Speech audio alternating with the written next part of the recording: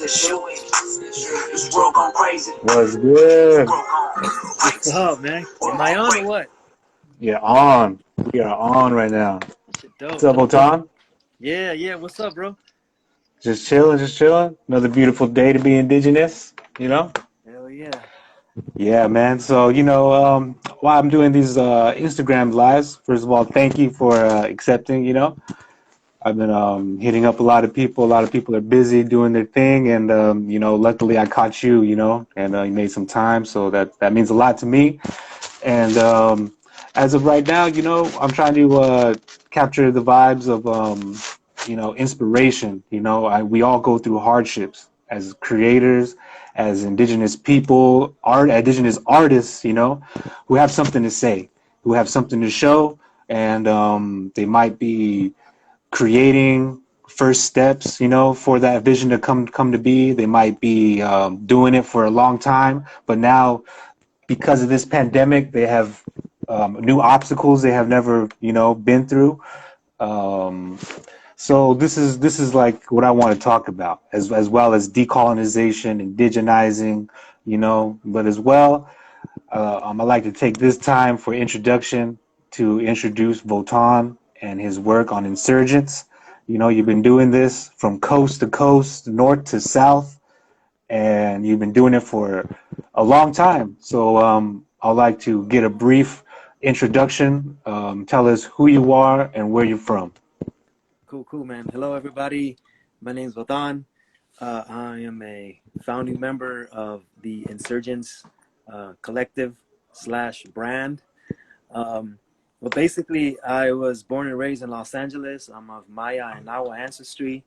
And man, what can I say? There's just so much we've been at this for about 21 years now.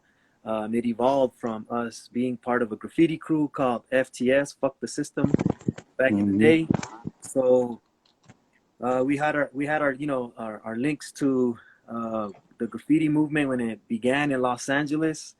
Um, and we basically also were influenced politically because of how Central America and South America were being influenced either by socialist ideology or by capitalist ideology, right? So we as indigenous people were caught in the middle of that tug of war that was happening and continues to happen today.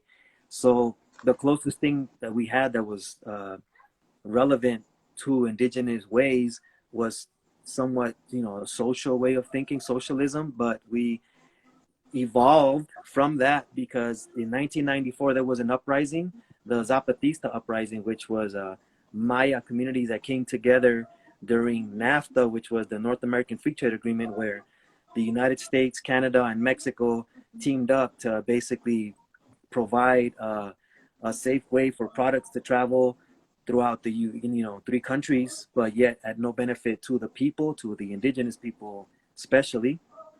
So the Zapatistas rose up in arms because their land was going to be threatened by the invasion of this law that came to pass basically, and it was going to also threaten the rights to the land for the Maya communities in Lacandon jungle, southern Mexico, Chiapas, where it was basically going to allow foreign corporations to come in and extract natural resources from these places where people have been living for time immemorial. So they rose up in arms to defend their rights over that land. The first time we heard the term insurgents was from the Zapatista movement. They called themselves insurgentes. So we translated into English, and we actually felt like that was a calling for us. So we used that name to basically transform our crew from being a graffiti crew, fuck the system, to a more politically driven movement, which is insurgents. And we took out the I and all the other vowels because we believe in representation as a group and not as individuals. That's a philosophy that also comes from indigenous people, right? So insurgents, it's spelled NSRGNTS without the I at the beginning. So um, again, with the graffiti background, street art, we took it from representing just the crew and a few of us to more of a global indigenous ideology, right? Where we would try to represent and help narrate and amplify the voices of indigenous causes and indigenous movements. So basically that's where it's led us to travel, around the world doing murals, presentations, and also, with the brand itself. Yep. And that's some powerful work you've been doing. Um, I myself, before I met you, I seen your work. I seen your work on over in Gallup, New Mexico. Yeah, And on T-shirts. First, and I was like, wow, these images are powerful stuff. And it captured my eye, as it did a lot of other people, because um, things are different now. There's so much variety of content, of art, of everything indigenous. You type in anything indigenous, guarantee you'll find something yeah, indigenous person doing something that you're looking for. So, but when I was growing up, teenage years, early 2000s, there wasn't many yeah, as far as being having accessible. But you have been on the road. You have been doing the powwows. You have been doing vending at flea markets, really anywhere. Um, that's the hustle that it takes. That's the hustle it takes to keep going, because a lot of our artists that what people have a perception of indigenous artists, established indigenous artists, and this perception, I believe they feel is they have it easy. They know somebody I don't know. They're doing something I'm not doing. In most cases, those are part of it true, but for you, you are in my eyes someone who does the work, in the mud, and not afraid to go where people are not to go to take the message there, as a creator, and for someone who invests time and their money, you know, to go back into the art, this is I hope everybody that's watching take notes, and give honor to the people that are doing the work right now.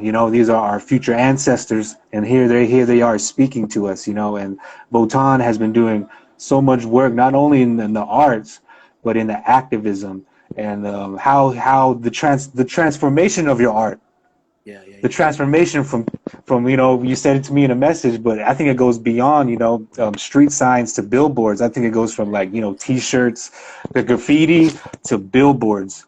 you know yeah, um can you tell us about what other mediums of yeah. art are you using to reach the So, masses? we've talked about this in the recent past, on how like social media is an easy platform to manipulate to spread awareness, but also you can't just stick to that, right? One of the things that we constantly tell people is that it's not just being a cyber warrior where you're just online, but actually being in community, right? There's a lot of companies and brands that want to thrive off of the name street art, street brand, and like I think that for you to be able to truly use and represent that, you have to be out there in the street. Like that's just what it comes down to. Um, and I know that, especially now because of the pandemic, it's not easy to do that, but that's how you build community. Like you truly build community how we used to build community back in the day as indigenous people. We used to have trade routes. We used to have get-togethers with different nations, and we got to know each other, like break bread, like they say, right?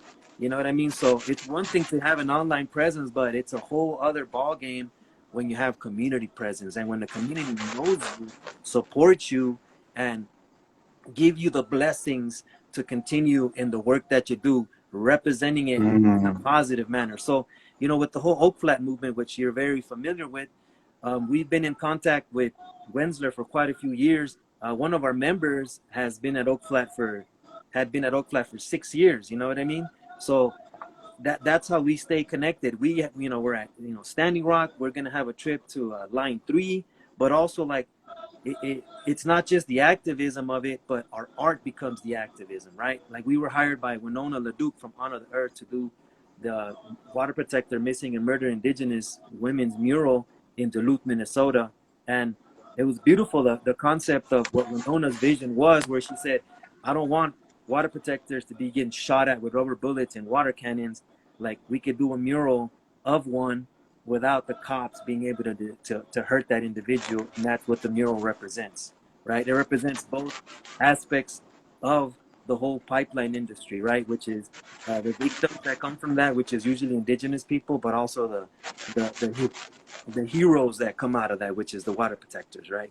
So all that being said, like I think it's very important that we continue to lend a voice to indigenous people's movement, because you've seen how things have flourished and blossomed within the last 10, 15 years. Like you had said earlier, you know, there wasn't a whole lot of people saying these things 10, 15, 20 years ago.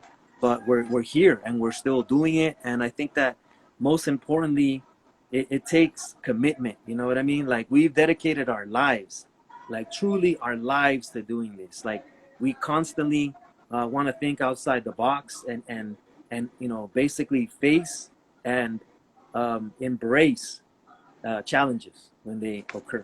You know what I mean? Like, yeah, we've been on the powwow trail, we've done, you know, street shows, we've done, you know, festivals and conferences, and it hasn't just been to make a profit or make a buck, right? Because it's more than that. Like as a brand, we feel like we socially have to be responsible for a lot of things, and some of those things are to, again, truly participate in community.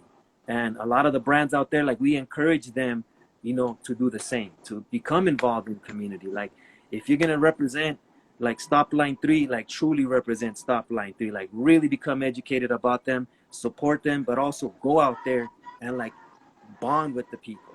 You know what I mean? Because these are all our communities, and Yep. we have to continue to uplift that, to build these bridges.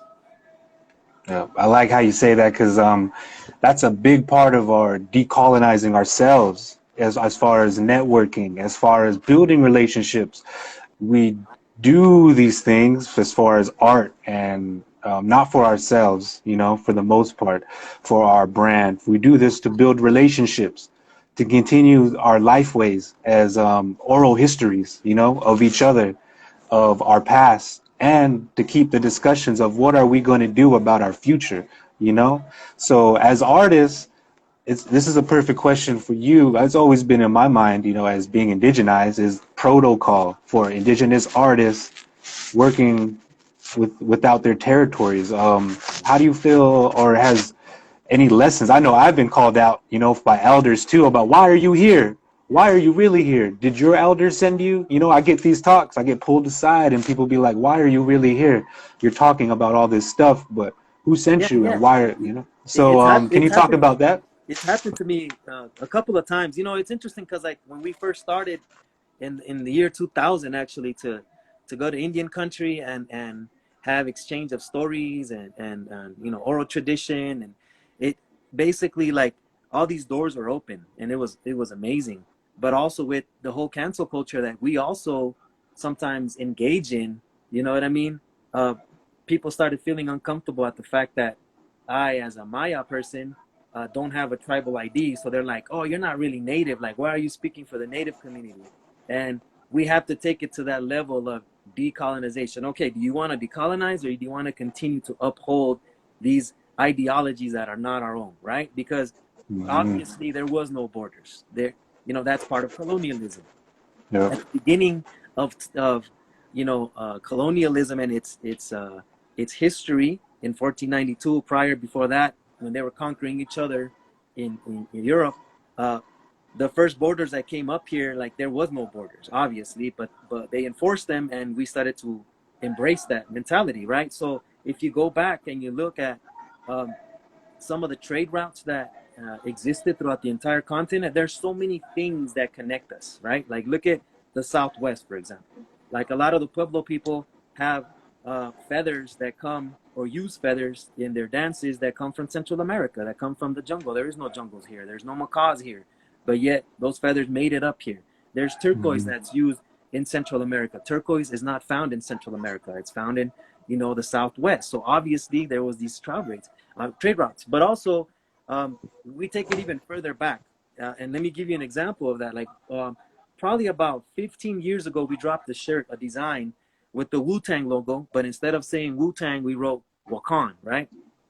So I remember for having a conversation with one of my real good friends. His name's Tokala Clifford, and he's like, "Yeah, man, you know, we were at Haskell doing a workshop on indigenous bridge building and all that, right? And he said, man, there's words in the Aztec language or the Mayan language. He's like, wherever you come from, that are very similar to our words, right? And I was like what? I asked him like which one, and he was like, well, there's these pyramids in Mexico.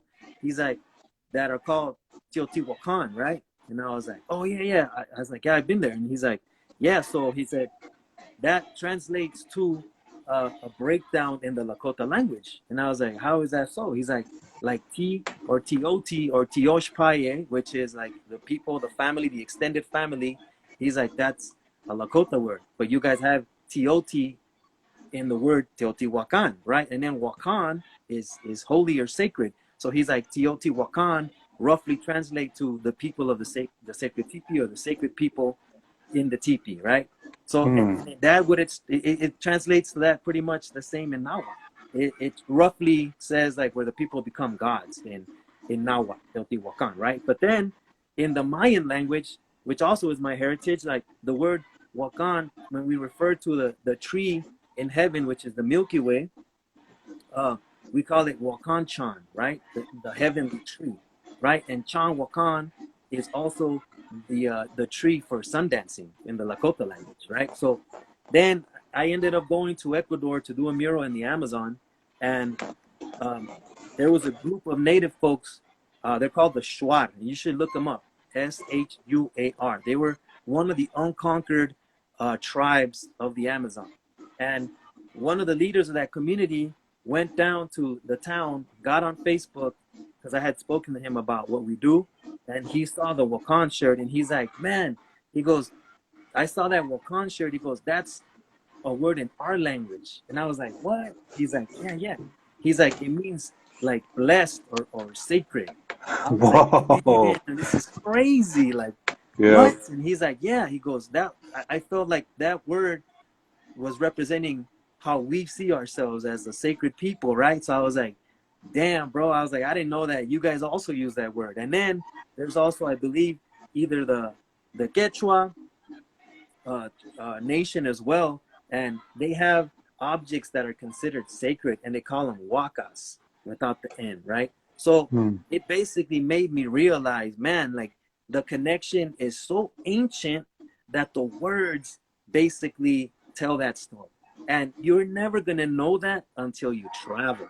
And then you have those conversations and you hear people say, hey, there's a story about you guys coming here or trading with us or whatever the case may be. So that to me is the fuel that allows me to continue to create these bridges, right?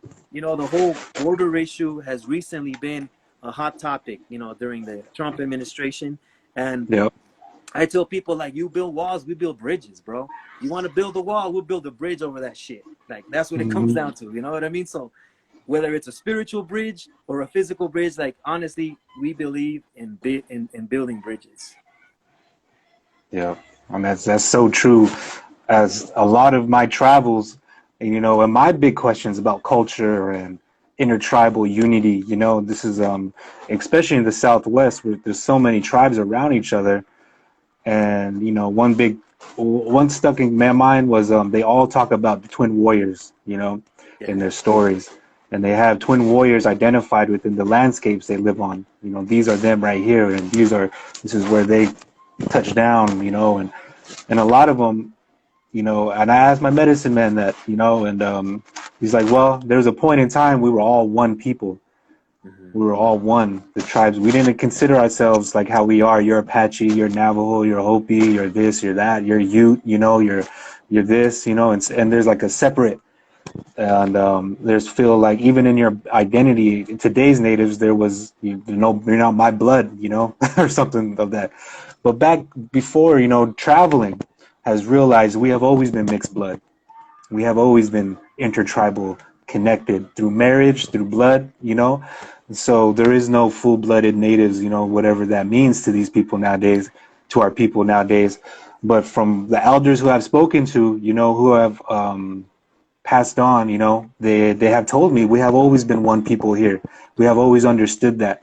It wasn't until the wars came and they told us we are different. You live here in these territories, you live here in this territory, you know, and this is where your home's going to be. Anybody comes here, they have no right here.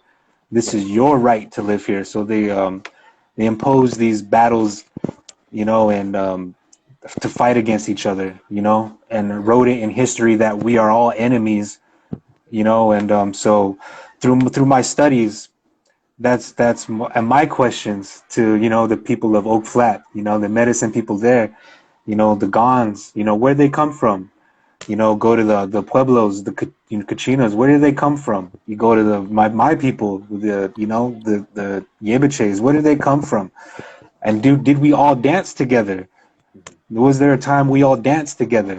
And you know, from my understandings, yes, there's a time where the holy people came down and danced with us, like how they dance in ceremonies in, you know, the Gan, the Kachinas, the Yebiches. But there's a time where we all dance with each other. The holy people all dance with each other.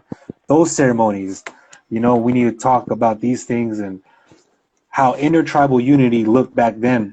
A little different, but there was still music, Yeah. there was still art, there was still fashion, there was still storytelling, there was still relationships being built, you know, and all these things have transformed into what we now use as in this language, in English, as art, you know.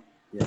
And so you have been doing this for such a long time, and I know that you met many young people, went to schools, seen a lot of struggles as well, what young people are going through. But for the indigenous content creators, YouTubers, graphic artists, the Twitch streamers, you know, so many natives are doing so many things, streaming their life. Um, for anybody out there that's having a hard time creating, what are some of the things you told yourself during those hard times to keep going? If you have any messages for the people that are having a struggle to create now, if you can give some words of wisdom for them, You know, inspiration. I think most importantly, man, it's persistency and consistency, right? But also, you more than anything, and I'm sure you all have heard this before. You have to believe in yourself before you believe in anything else, right? You have to truly believe in what you do. And honestly, like all these years, I've come across words and ideas that had basically created this way of thinking for myself that helps me continue to do what I do, right? So yeah, we are so dependent on likes and social media and follows and all that, but most importantly, you know there has to be more to it than that, more than someone's approval. uh, there should be that satisfaction that you have from what you're doing regardless of follows and likes. Like there's a lot of projects and designs that we've put out that are truly heartfelt and don't necessarily get the approval of the masses, and that's okay because we feel that we address something that truly matters to us, right? And staying true to yourself is one of the most important things, that you truly believe in your message. And also, I think what's very important too is that people have broken it down differently along the years, but we go by the concept of the three C's. We tell people, right, which is to be creative, right? If you're going to be a person that wants to create, whether content, any type of art form, you have to be creative, right? And that's what you do as a creator, is you have to be creative, right? Secondly, is you have to be clever, which differentiates you from the rest but doesn't isolate you, right? So you have to be clever in what you do, that you carry the message across well. Okay, cleverness is not an easy thing. And the third one is you have to be content. You have to be happy with what you do, because if you're not, don't do it, because you're going to get caught up in a system or in a contract where it's not going to be fulfilling to your life's purpose, right? So be content with what you do. Be happy with what you do. And sometimes, believe me, we get burned out, we get tired, we toss things aside and we take a break, because you do. It creates tunnel vision if you just continuously work and become a workhorse. You have to like detach and come back and take a look at it from a different perspective and understand that perhaps in order to get through that project, you needed that break. You know what I mean? So that's one of the important things I think is to learn to like not be so stubborn about things. And I've learned about that, man, time and time again.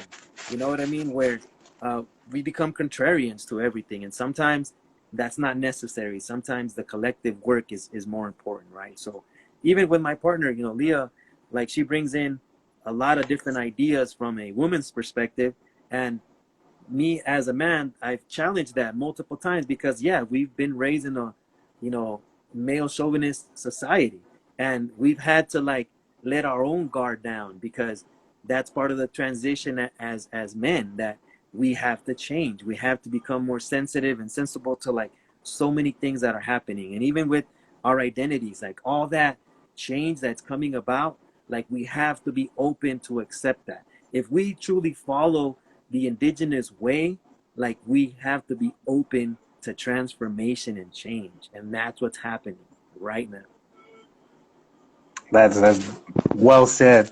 That's well said. It's perfectly what I want to get because you know, the process, people don't really want to go into their process of sharing, but giving advice for consistency, you know, because that's what it takes for, you know, that's what it takes, consistency.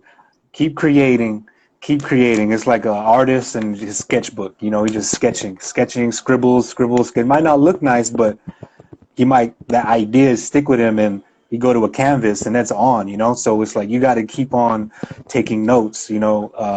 I know for my process, researching, you know, always keeping up with who's indigenizing, you know, and who's definitely taking space and creating space and transforming the space, you know. And also the messaging too, you know, that we've been saying these things for so many years now, to the oppressor, to our people, you know, we've been saying FTS, fuck the system, in you know, in so many creative ways, you know, Yeah, we've been saying that. And so it's always good to be clever and yeah, study what has been done and what hasn't been done, and that'll help you gear where and what time you should do it, you know, because timing is everything too for a lot of when we should present our work, our craft, you know.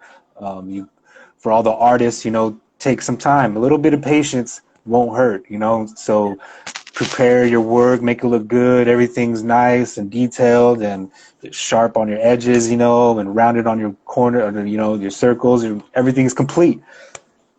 And then you present it and you feel good and you're content with that, you know, and you can move on to the next without looking back, all the what ifs, shoulda, coulda, woulda, you know. And for me, that's as a human being, you know, that's what changed my life, is those thoughts, you know. And as to get to these thoughts, our own life has to change, and that's one thing I wanted to ask you. A lot of people don't talk about fatherhood, you know.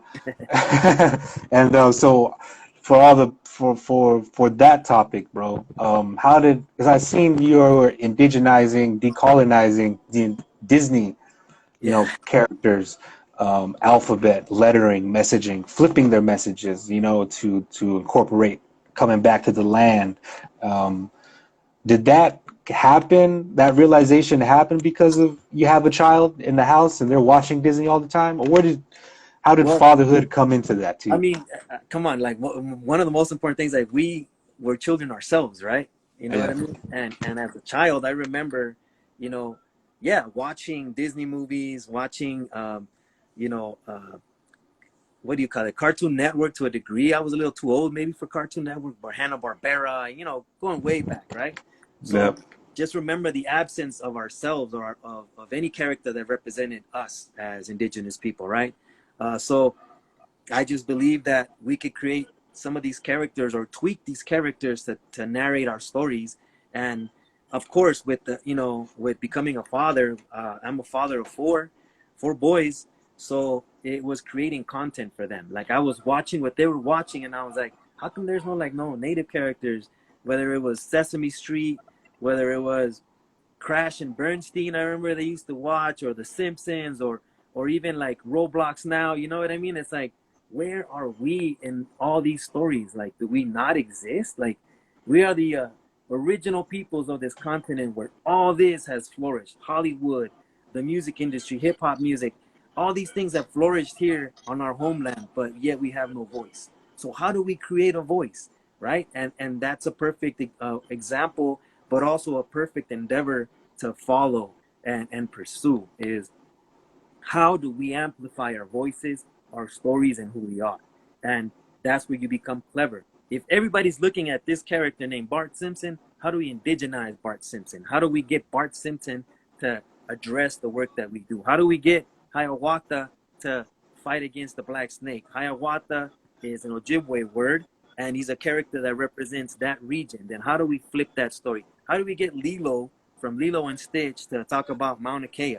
Right? So we just continue to flip these stories and these characters that usually are stereotypes of who we are. And we don't want to be, the token Indian. We want to be the intelligent native person. So we have to be able to create these characters. And along the way, we also have created our own characters that have no tie, no link to Disney, Warner Brothers, or any of these companies. Like these are our own characters that we get to create the stories. We get to, we have the gift to give birth to these characters, right? And along the way, our children are seeing that we don't just retell stories of characters that exist, but we create our own characters and tell the truthful stories of who we are as a people.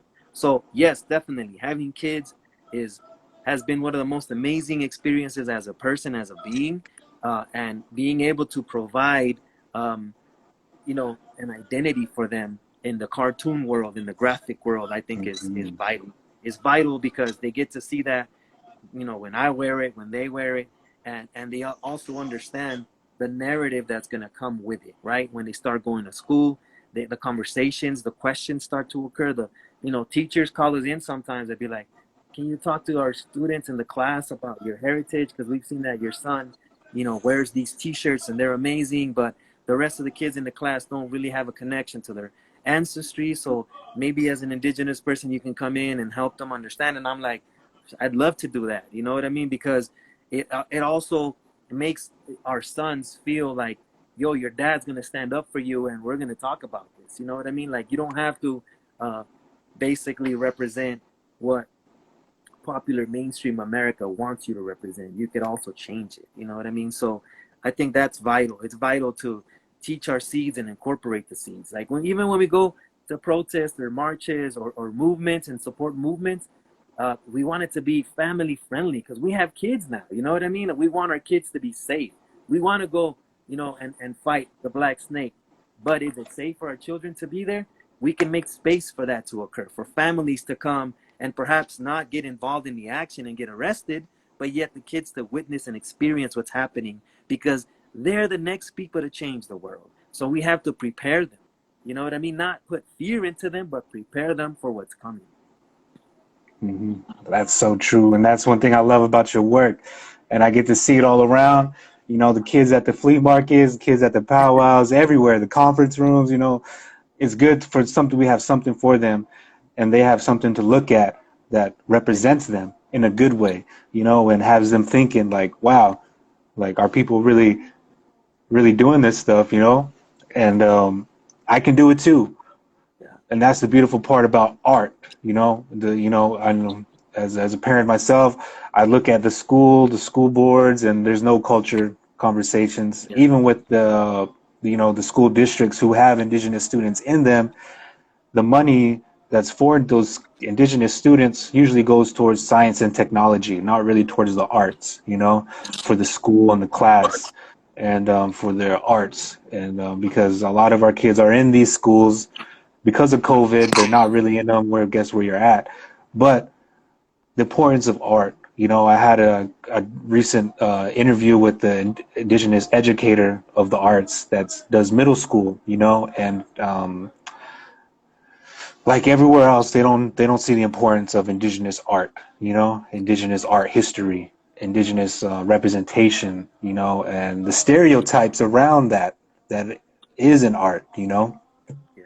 and so it is a big topic, a big discussion. That this is, as an artist, I'm just trying to have other people say what we're all feeling, and what we all see within the arts, no matter where we take our art.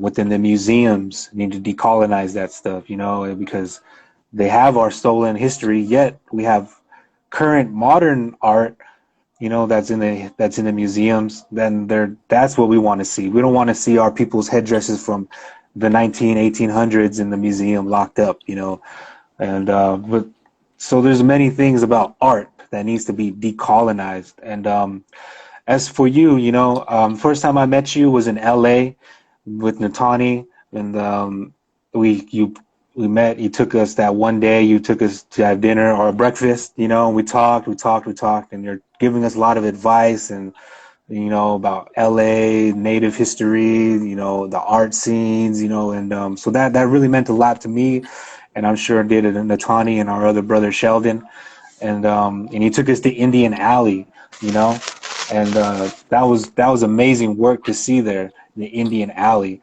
and if you could talk about the history there and your work in LA too.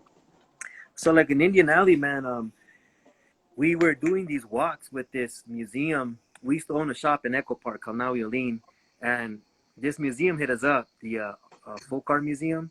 They were like, we want to do a walk throughout Los Angeles in different communities that have an indigenous identity, because a lot of the folk art museum comes from indigenous communities, right?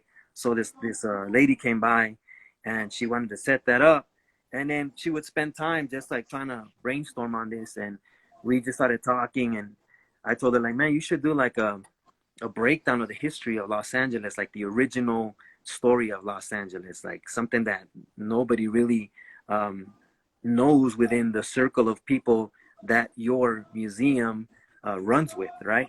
So she's like, yeah, the majority of people who are members who are going to be benefiting from these walks are like older white folks.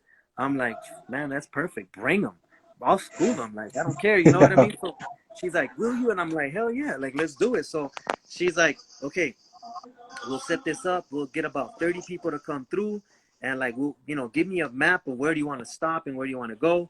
So along the whole thing, bro, like I had heard of Indian Alley and I wasn't truly like um, informed on it. So we came across Steven, but also Pamela Peters, who set up, um, uh, I guess, an exhibit on the old school 50s, uh, the whole relocation era, basically. So somehow things just clicked together, right? So when we did this walk with these white folks, we went to the bridge that represents the migration, in East LA, where like undocumented folks and migrant families were living at the time. They would cross that bridge to come clean white houses, white people's houses in Beverly Hills and Brentwood and all that.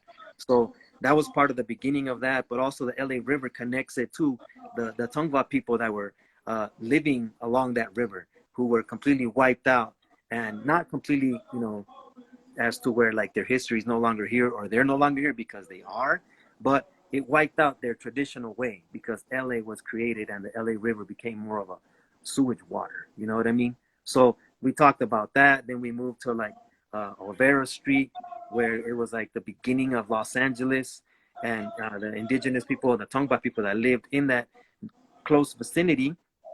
We also talked about the removal of Mexican families, Chicano families that live in Chavez Ravine, where Dodger Stadium was built. But also we talked about Toypurina and the history of like the mission system that colonized and brutally murdered all kinds of indigenous people throughout the entire coast of California. So it was just mind blowing for these folks. And we ended the whole thing at the detention center that's on Alameda, right? And I'm like, and now the indigenous people of today are in all these rooms, arrested, being held against their will for being undocumented because they don't have a tribal ID or a U.S. Citizenship card or whatever the case may be. But the fact is that the new group of indigenous people are considered criminals and illegal aliens, when in fact, like, the migration has been going on again for time immemorial. You know what I mean? So that was part of the whole process, basically, of changing that narrative again. You know what I mean? And I think it's important that we continue to inform other people outside of our communities too.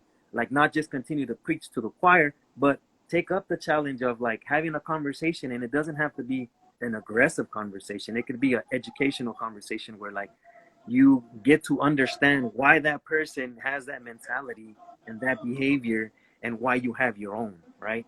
And what is the middle ground, and how things can truly change, because change cannot truly occur unless everybody's on board. You know what I mean? Yep.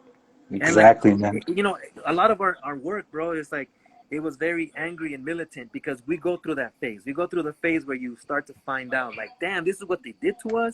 Like, hell no. You know what I mean? But you have to channel that anger. You have to transform that anger into creativity.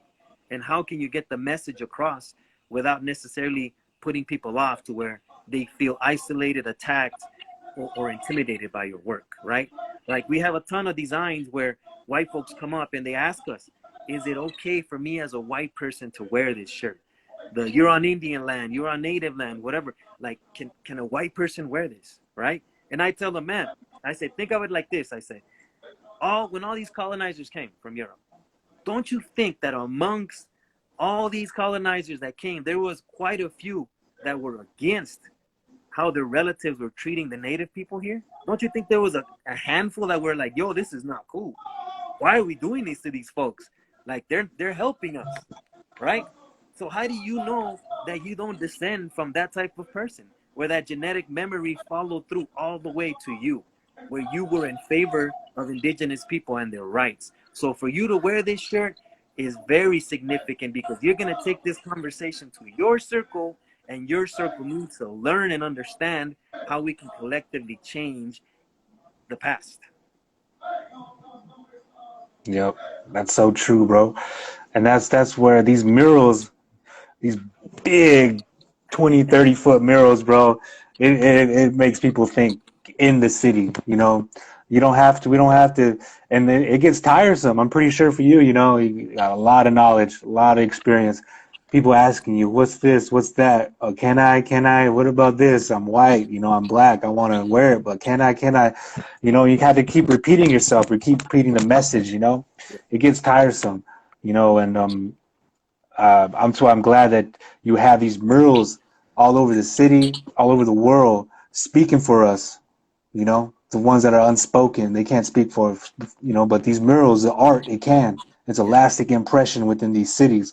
You know, wherever you go, I'm glad that we're still there. You know, and people still like, oh man, with these natives, they're still around. You know, these natives, the message, land back. You know, making people really think. You know, these big, massive murals. You know, and so I'm glad I can see your work. You know, right now I'm in Phoenix, you know, so there's a lot of native architecture everywhere, you know.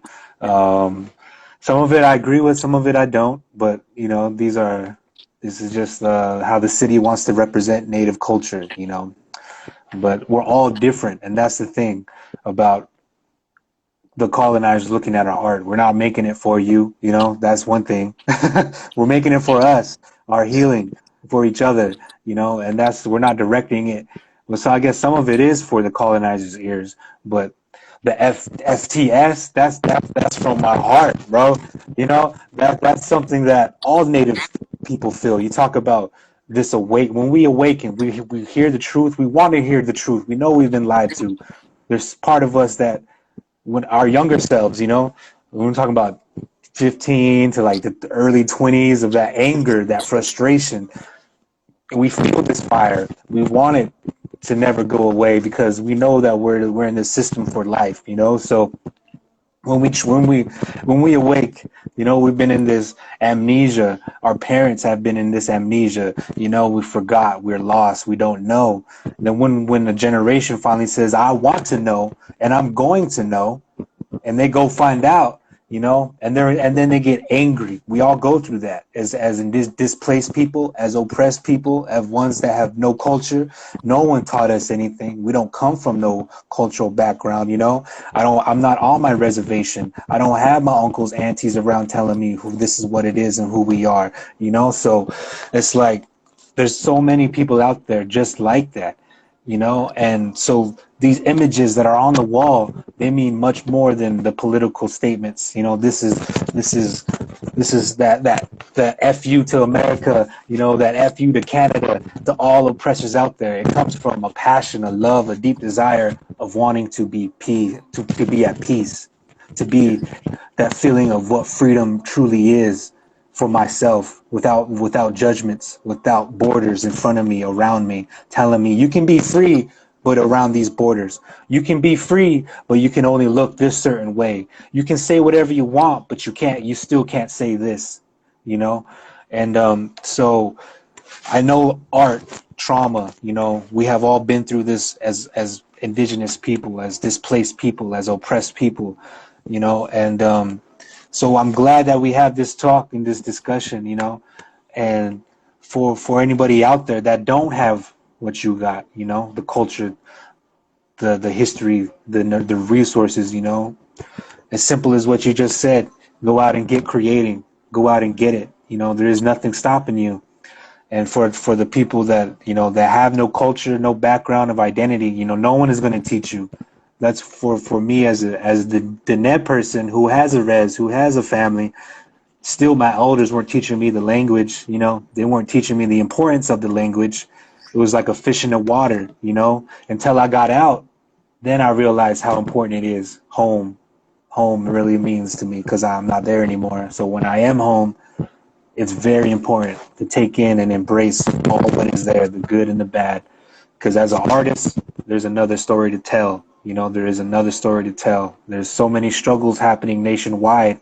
You know, as for you as an artist, is there anything that's being overlooked that you want to speak about, that you want to create on this struggle because it's not being heard or talked about? Is there any of that in your Mm. creative process right now? Man, like, you know, I think fortunately we, since we have been doing this for such a long time, um, you know, like I said earlier, there's certain things that perhaps are not as popular on social media, or perhaps the audience is not aware of some of these things, or perhaps have no opinion, and that's okay too. But I feel that most importantly, we have the ability to learn about it ourselves and try to expose it, right? One of the things that are not um, spoken of, or I should just say in general, right? You know, it kind of becomes a trend, which is terrible within the whole social media culture. Um, for example, the hot topic a couple of years ago was Mauna Kea. Everybody was all about that, and then boom, it's nobody's talking about it, right? Now it's Line 3. Before that, these two, it was the Dakota Access Pipeline, DAPL, right? Along the way, we remember Idle No More and all that. So what I say is, you got to keep the fires burning, okay? Even if it's Mm. not popular. Like, we want to bring up the conversation about Oak Flat when nobody's talking about Oak Flat. We want to bring up the whole, message and story behind Mauna Kea because nobody's talking about Mauna Kea, but yet they're still out there. You know, the land defenders, they're still out there doing their thing. So we have to keep these movements and these fires alive. Just like they say in most nations across this continent, keep the fire burning, right? You keep the fire warm, and that's what we need to do with these movements. Is we gotta keep these movements burning so that this whole thing can catch fire. You know what I mean? We need to bring all these cinders together because that's the only way it's gonna change. Is we constantly have to talk about this and talk about the progress as well of these movements because that's also important and informative. The evolution of the movement, right? What's it Mhm. accomplishing, and what are the difficulties that we need to help out with, whatever the case may be. So that's one thing. Is like when we went to Hawaii and we went to Mauna Kea, I was like, this is part of me now. Like, I have to represent this. This is my responsibility because this door was open, this bridge was built. Now I have to stay in communication and contact with this movement because this movement is now me. Do you know what I mean? And Yep. I've seen that quote on social media where it's like, you know, I'm a paraphrase because I can't fully remember how it was, but it was like, we're not defending Mauna Kea, or we're not defending, let's say, Oak Flat, or Standing Rock. We are nature defending itself. We're not trying to defend nature. We are nature, and we're defending itself from imminent attacks by the system. You know what I mean? So that's why when I see, Oak Flat, Oak Flat is me. It's my responsibility. You know what I mean? I see, line 3. I've been there multiple times, years, time and time again. That's me. That's my story. So therefore, I'm responsible to represent and speak out for that. Even though I'm not tribally enrolled as an Ojibwe member, but there's Ojibwe people that are truly my brothers and sisters, my family, my aunties. Like, I love those folks, and those folks love me back. Therefore, that bond will never be broken, no matter what happens. Even if there's people that commit treason as indigenous people, I'm going to let go of that anger. But the fact of the matter is that we're collectively fighting for the benefit of all peoples. Yes. Yep. That's, within these movements, it kind of, with that whole the fight, it's like it's like an arrow, or it just keeps going, going, going, going. It kind of forgets where it comes from, why we're doing all this. It just keeps going until it hits its target, does its job, and hopefully it does. And that's the thing about the mental health, and the mental health of everybody who's doing the work, everybody who's understanding decolonization, everybody understanding their identity as who they are in a healthy way, and envisioning a healthy future. It's so stressful that we do tend to forget about each other, and we all just get stuck with who we are and on our front line, and we just stick with each other. And so that's why I'm trying to open up this conversation, bring this. Let's hear your story. Let's hear what you're doing. Because we due to the pandemic, we physically can't be with each other majority of this whole year, this previous year. So let's use these digital pathways, these digital landscapes, to connect, to keep the message going, and to remind wherever you're at on this sacred earth that you are beautiful, you are sacred, and we have to continue what we're doing. We have built many fires together in honor of each other, and we have to keep those fires going, because the mental health of the organizers, the artists, the frontline resistors, to the students, the children, the families of these individuals, taking on the fight, it gets stressful and worrisome for them. So I'm glad that you're healthy, you're safe, your family's good, your vision, your concepts are still in development, and as well as out in the world for people to capture and understand and try to understand at least, of what you're trying to say as far as indigenous rights, insurgents, and who and where we come from as indigenous people. And for the message of the future, this is what we're doing. We're trying to build that concept and to manifest a beautiful, bright future of endless possibilities for indigenous people, But it starts with conversation. How does that look like? Where should we go? Where have we been, and what hasn't worked, So I'm glad that we have this conversation, brother. I'm going to be updating with you some more. This is just the beginning for this, and I'm glad that you're one of the first few to actually accept this interview. Yeah, no, I appreciate it, man. Like, any, support we can give to, like, indigenous people, whichever way we can,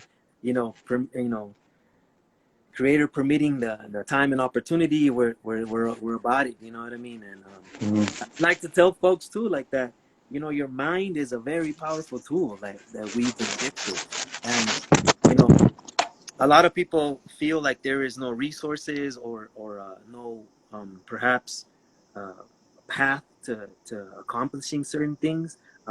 We've been confined to reservations or autonomous communities, and we have always thought outside that. Like, we used to have an understanding of the cosmos, so that already shows you that we were not completely confined to a space, a reservation, or a barrio, or a neighborhood. Like, it was always beyond that, because we already had a connection to the universe, right? So therefore, the possibilities are all there, but you have to use that tool to be able to transcend from the situation you're in. regardless of your upbringing. You have to break and shatter those molds and change your narrative, right? And the reason I say this is because I remember learning about the Amazon and the nations that live in the Amazon. And I read a book about the tribes out there, and I was fascinated by that. And I was continuing to dig up information and learn about the Shuar and the Ashuar and all the other nations that are in that area of Brazil, Ecuador, Bolivia and all that, right? So I kind of had that thought of like, what would it be like for me to be there, right? As I was reading this book. And then 2, 3, perhaps 4 years later, I was standing there in that community like, what the F? Like, I'm here. Do you know what I mean? So that's how powerful your mind is. Like when your mind gets going and it starts to manifest things, like get on that ride. You know what I mean? Get on that ride and transform as much as you possibly can for the benefit of all indigenous people. And I mean indigenous people because everybody's indigenous. You know what I mean? So it's a beautiful ride. Like, yes, you're going to fall off that horse. You're going to, the train might, go off the rails or whatever, or you might fall off the red road, like they say, but you can get back on. Like, and that's what's exciting about it is like, you have this mind that has brought you here. How will this mind take it to the next level? And in order to use that tool, it has to be clean, right? So the whole mental illness thing, it has to do with all of our bodies, the spiritual, the mental, the physical, the emotional. You have to learn to heal yourself along the way. And to finish this off for now, I think that's one of the most important things and responsibilities we have right now. We all talk about healing, but how do we create healing right now? How do we start healing? Because we could talk about it, but how do we start it? How do we do it? How do we apply it so that we can continue to walk this path in a healthier way? That's the best way, bro. That's some good words, man. I appreciate you sharing what you know, sharing how you do it, sharing everything that you learn from it, from this art, from your life, from how art and where this vision took you, And there's so many things I want to ask you, but I don't want to let this live go on for too long, brother.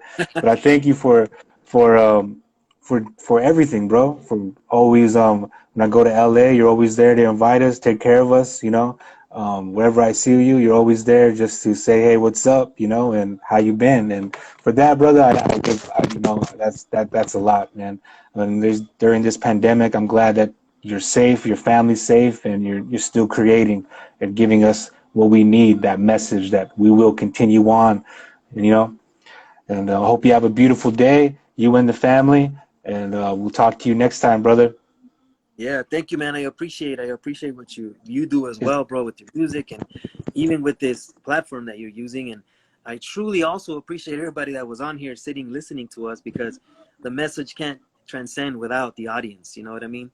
Like, that's why I always say, without you, there is no us, right? So thank you, everybody Exactly. who's out there listening to this conversation, for taking time away from whatever it is you may be doing, from your families, your work, whatever the case may be. We love you and appreciate you. We truly do. Without you, we can't exist. So thank you. Awesome, bro. Well, have a good day, brother. All right, you guys too. Peace out, man. All right. Yeah. And that's the creator of Insurgents, y'all, right there. So you want to check out his website, insurgents.com. It's all right here. Links are all in his Instagram, Insurgents IG. I hope you enjoyed this talk, brother. Everybody out there. This will be uploaded YouTube, highlights on TikTok, as well as on Instagram Reels. Follow me if you have any artists, friends that want to share their music. Talk to me. Do anything, really. Talk about life, experience, life, death, whatever. Shoot me a DM, and we'll get to talking. And much love to everybody. Have a great day. Indigenize.